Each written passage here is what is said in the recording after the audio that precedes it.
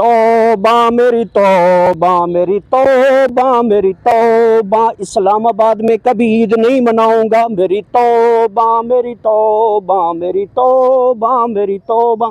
सनसान वैरान कब्रिस्तान डडियाला जेल।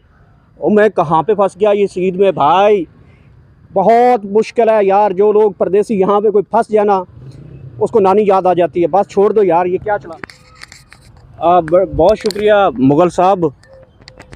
ये मुझे ना अडियाला जेल की यादें करवा दी हैं। ये जो 3 दिन गुजरे ना मेरे इस्लामाबाद में, ये मेरे जो अडियाला जेल के अंदर जो चक्की नंबर 3/3 थी ना, जिसमें शेख रशीद साहब और भी दिन गुजार के है, शहबाज गिल साहब भी गुजार के है और मैंने भी गुजारे। और उसमें और ईद के दिनों में इस्लामाबाद के कोई फ़र्क मैंने नहीं देखा। वहाँ पे भी कैद तन्हाई थी। और अनफॉर्चुनेट मेरी पहली ईद जो है वो यहाँ पे इस्लामाबाद में गुजरी है। सर जी, मैं तरले करता रहा हूँ लोगों से, कोई मुझे खाना दे के जाता रहा है, कोई मुझे दोपहर का खाना खिलाता था। यहाँ पे ये सूरत हाल है जैसे लॉकडाउन कर्फ्यू लग जाता ना इस्लामाबाद में। मैंने तो सोचा था कि लोग आएंगे। मैं असल में बोला हुआ था लाहौर के ऊपर। लाहौर में तो बहुत ज़्यादा इंजॉयमेंट होती है। लोग आते हैं, मूवियाँ देख रहे हैं, रात को खाने खाबे, पता नहीं क्या क्या वहाँ पे चल रहा होता है। और यहाँ पे इस्लामाबाद की अगर मैं बात करूँ तो मैं जब ईद नमाज़ मैंने पढ़ ली एक जगह पे जाके, ईद नमाज के बाद असल में पिछली कहानी बताता हूँ। हमने जाना था नॉर्दर्न एरिया घूमने के लिए। नॉर्दर्न एरिया में घूमने के लिए हमने प्लान किया था, तो यहाँ पे इस्लामाबाद से ही हमने रवाना होना था। जिस दोस्त के साथ हमने जाना था उनकी कोई घरेलू इमरजेंसी बन गई, तो मैं पीछे गाँव भी नहीं जा सका और मैं इस्लामाबाद में रह गया। अब इस्लामाबाद में पहले दिन नमाज ईद पढ़ने के बाद मैंने यहाँ पे घूमने की कोशिश की। तो जैसे मैं नमाज ईद पढ़ के आया तो मैंने पहले रोड पे तका को कोई बंदा ना बंदे की ज़ात मुझे नज़र आई है कहीं दूर दूर दूर दूर तक। फिर मैं आके बैठा, थोड़ी देर तक मैं बैठा तो मैंने आसपास होटल विज़िट किए, कुछ भी ना मिले खाने के लिए भाई। फिर मैंने ऑनलाइन सर्विस होती है फूड पांडा, वहाँ से मैंने 2-3 होटल्स जो हैं वो सिलेक्ट किया। वहाँ से मैंने आर्डर अपना सिलेक्ट किया और मैंने उनसे रिक्वेस्ट कर दी। फाइनल होने के बाद 2 घंटे के बाद मुझे रिप्लाई मिला कि जी आज वो जो फूड पांडा डिलीवरी बॉय हैं वो अवेलेबल नहीं है। मैं और ज़्यादा परेशान हो गया। घूमता घुमाता तकरीबन मैंने सारा इस्लामाबाद घूमा उस दिन। एक जगह से मुझे बोतल मिली है, एक जगह से मुझे बिस्किट मिला है। पहले दिन मेरी ईद जो है वो एक बोतल और एक बिस्किट के ऊपर गुजरी है। बवजह पूरा का पूरा इस्लामाबाद जो है वो बिल्कुल सुनसान। फिर मैंने ये सोचा कि ये तो बड़ा तफरी मकाम है, इस्लामाबाद में लोग बड़े दूर दराज से घूमने आते हैं। फिर मेरे जो अक्ल है वो सही काम किया और उसमें मुताबिक मैंने जब सोचा, मैंने कहा इस्लामाबाद में सारे हैं जॉब होल्डर और ज़्यादातर लोग जो हैं यहाँ पे गवर्नमेंट की जॉब करते हैं या फिर प्राइवेट करते हैं, वो चले जाते हैं यहाँ पे। यहाँ पे कोई भी मालिक नहीं रहता, सारे रेंट पे रहने वाले लोग हैं, तो वो छोड़ के चले जाते हैं। लास्टली आपका बड़ा शुक्रिया कि आप आए। मैं बहुत बोर हो रहा था। अभी थोड़ी देर पहले हमने वहाँ पे चाय पी, वो भी आपने भी मार्केट के नज़ारे देखे हैं आप पारा मार्केट के। क्या क्या वहाँ पे आपने देखा है, कोई दुकान नहीं खुली।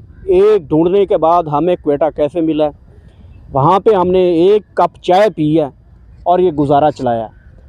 अच्छा, शाम को मुझे कल एक होटल पे गया तो वहाँ पे कुछ चीज़ें अच्छी मिली। मैंने कोई मटन कढ़ाई करवाई। कल आपको भी दावत दी कि यार आप आ जाएँ इकट्ठे खाना खाएँगे, आपने कहा नहीं फैमिली में हूँ। तो वो मुझे अब आस उम्मीद वहाँ से लग गई, चलो मैं शाम का खाना वहाँ जाके खाया करूँगा। आज भी आपको रिक्वेस्ट करूँगा कि आप इधर ही रहेंगे, हम शाम को फिर उसी होटल पे जाएंगे, खाना खाएंगे। उनका खाना बड़ा मज़ेदार है। उनका जो गोश्त कटवा है ना, मटका, वो बड़ा आउट क्लास है, बहुत मज़ा आया। पहली दफ़ा मुझे खाना इस्लामाबाद का अच्छा लगा। हालांकि इस्लामाबाद की डिशेस मुझे बिल्कुल नहीं अच्छी लगी क्योंकि हमारा ताल्लुक़ पंजाब से और हम पंजाबी जो हैं बड़ी स्पाइसी चीज़ें खाते हैं।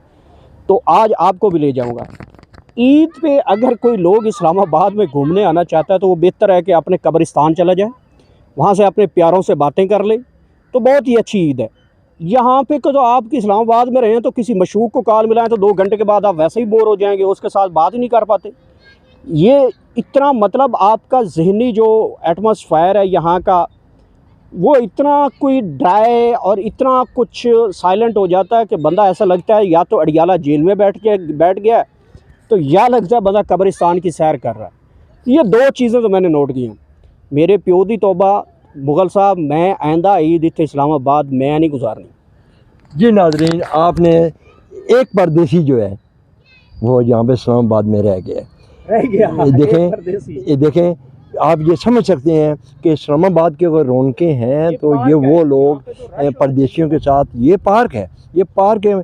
आप मंजर देख सकते हैं कि पार्क में अभी कोई भी घूमने वाला, खेलने वाला, दिल को हौसला अफजाई देने वाला कोई भी नहीं है। वो इस्लामाबाद का ये बड़ा मशहूर पार्क है, इसके साथ एक स्कूल भी है और बड़ी अहम जगह है।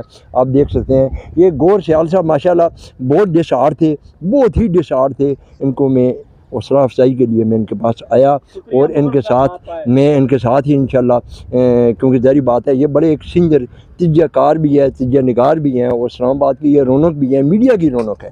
तो मैं लम्हा बाई लम्हा आपको ख़बर देता रहूँगा। तब तक शौकत मुग़ल को इजाज़त दीजिए। अल्लाह हाफ़िज़। तौबा मेरी तौबा मेरी तौबा मेरी तौबा, इस्लामाबाद में कभी ईद नहीं मनाऊंगा। मेरी तौबा मेरी तौबा मेरी तौबा मेरी तौबा। सनसान वैरान कब्रिस्तान डडियाला जेल, और मैं कहाँ पे फंस गया इस ईद में भाई। बहुत मुश्किल है यार, जो लोग परदेसी यहाँ पे कोई फंस जाए ना, उसको नानी याद आ जाती है। बस छोड़ दो यार, ये क्या चला रहे हो।